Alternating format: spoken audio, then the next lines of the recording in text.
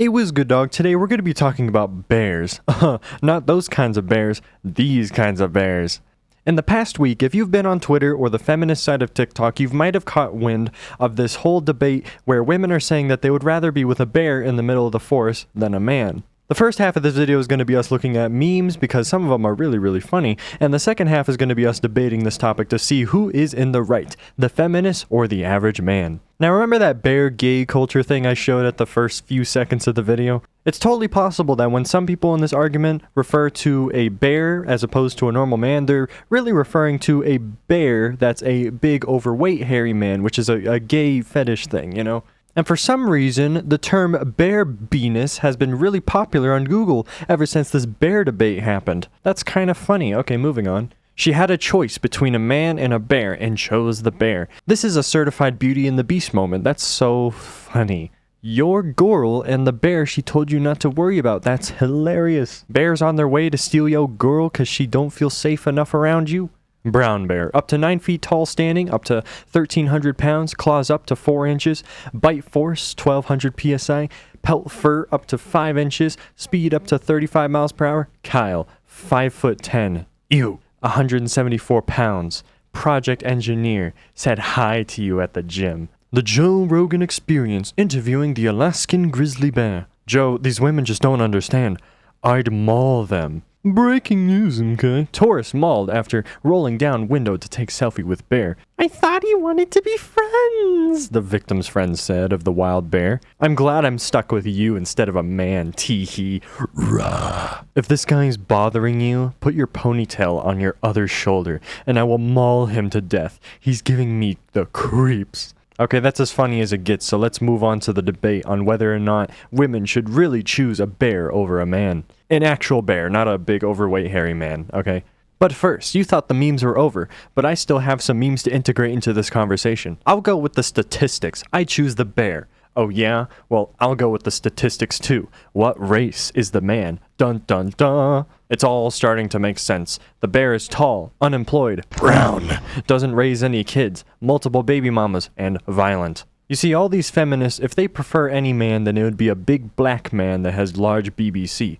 And that's kind of what a bear is. It has all the traits from the average black man from the hood. The difference is that bears are cute and cuddly, and men are super abusive and they will beat every woman that they come across. Alone in a forest with a man, alone in a restroom with a mentally ill cross-dressing man, yes. It's current year, so you know that someone has to integrate some trans slander in this whole situation. We need to try harder for people to realize that transness is a disease. Anyway, I'm 55. My divorced straight woman friends would rather eat flaming turds than get into a relationship with a man again. My divorced straight male friends are desperate to find another wife. With time comes wisdom. Women realize men are overrated. Men realize they're overrated. It's just a fact. Men need women. Women do not need men. You're right, time comes wisdom. And it would be very useful and convenient if you learn actual valuable skills throughout your time living, so then you truly wouldn't need a man. Now obviously I don't know this random Twitter user, but let's speak more generally with a lot of other women in the world. A lot of feminists boast about being a single mother, and that they're strong and independent and they don't need a man in the house in order to take care of their kid. And the next thing you know, it turns out that a big chunk of their income is from child support from the man that impregnated them and created that child in the first place. So they're not truly independent, they fake being independent in order to get what they want. Now, of course, they could be independent in other factors of their life. They could do all the cooking, all the shopping, and all the working, and all the car oil changes, all that stuff. But I can assure you, if you talk to anyone that you know that happens to have been raised in a single mother household, they can attest that having one parent in the house as well as just random boyfriends every once in a while is an extremely unfulfilling lifestyle. Having a mother and a father in the same household is a very important kind of dynamic in order to have a balance of femininity, masculinity, and certain skill sets that those two parents provide. So back to the boastful feminists that are proud to be a single mother and separate from men. Are you proud that you're raising your children in a fatherless household to where they're going to be in an inherently broken family their whole lives? I've had countless friends that have divorced parents and they live in multiple households just depending on the week, and every single one of them seems so miserable. There's one of them I'm friends with right now, and they started vaping recently. So in all reality, what are these single mother feminists really accomplishing for their children? I could keep going on and on about this, but we need to move on. I don't want this video to be like 10 hours long. Bear attacks are rare because people are usually not around bears. When they do happen, 14% of bear attacks are fatal. When choosing between being alone near a person or near a bear, being near a person is far safer. Women will read this and still choose the bear. It's like choosing a black man over a white man. Well, you know how it is. Women are just typically attracted to tall, muscular, gangsta black men, you feel me? They don't care about successes. The success that feminists derive from relationships is the manipulation and free handouts. So enough about the women's perspective. Here's a single man giving his take on the situation. If I had to choose to be alone in the woods with a bear or a woman, I'd choose a woman so I can bang her and no one will hear the screams. If you take a look at his profile picture, you can see him holding a dildo for some reason, so I guess that's very fitting and thematic. Now, where did this whole debate start? Well, it all started on TikTok, of course, and so here's a clip I'm going to show from this one commentary YouTuber, whatever the heck he is, that I found, and you're going to watch it, you're going to listen. All right, here we go. Videos like this definitely don't help. We've got a guy here, he's a street interview type guy, he goes around doing this type of thing. And in this video, he asks women, would you rather be stuck in the forest with a man or a bear? Man is scary. With a bear. What I've heard about bears, they don't always attack you, right? Unless you like with them. So maybe a bear. Depends what man, but probably a bear. Oh, 100% a bear, which is... So I don't know if you guys are watching, there's points. The bear has 5 points. The man there has 0 points. These women are saying they would rather be stuck in the forest with a bear than they would a man, without knowing anything to do with the man. They're just assuming that the random man who's selected is most likely more dangerous than a wild animal. Let's keep listening. Definitely a bear. Some men are very scary out there. a bear.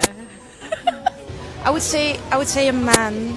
Men, congratulations, you got 1 point. If you want to watch the full thing, I'll link it in the description. He does go on a deep dive on the whole, like, kind of lore of this bear meme thing.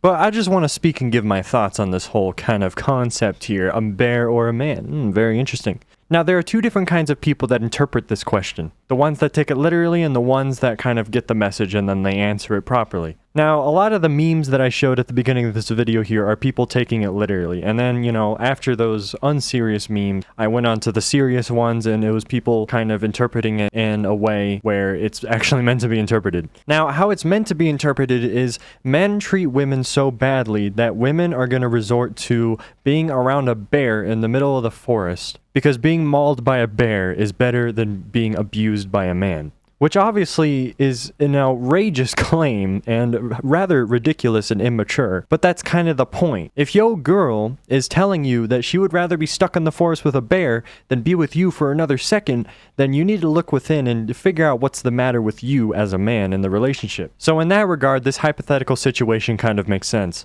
Obviously, no women in their right mind would actually go up to a grizzly bear and see if they could befriend it or even date it, rather than being mauled to death just so they can escape abusive men.